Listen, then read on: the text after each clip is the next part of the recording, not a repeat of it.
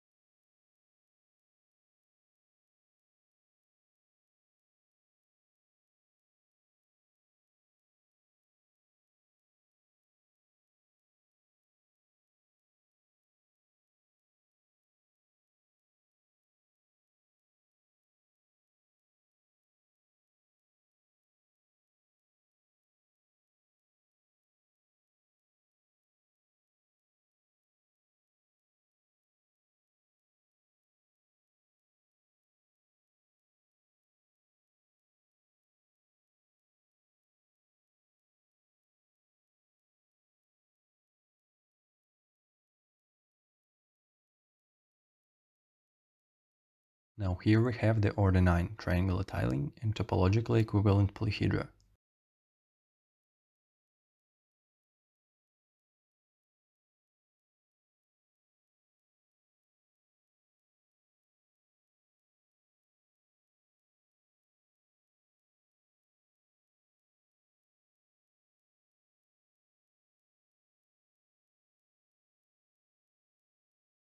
I think you got the idea by now. I won't name them further.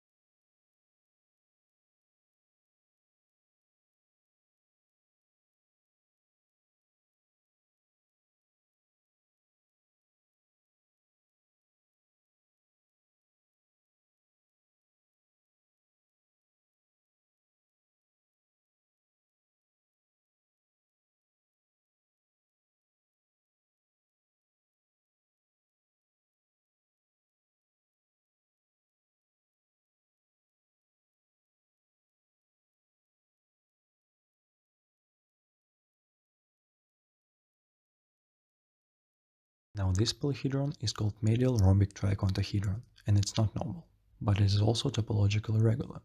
If one would transform the rhombi into squares, the polyhedron becomes regular. Its dual is the dodecahedron. If you transform its pentagrams into pentagons, you'll also get the regular polyhedron.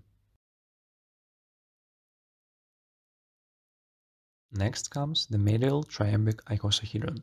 If you turn its faces into regular hexagons, the solid becomes regular.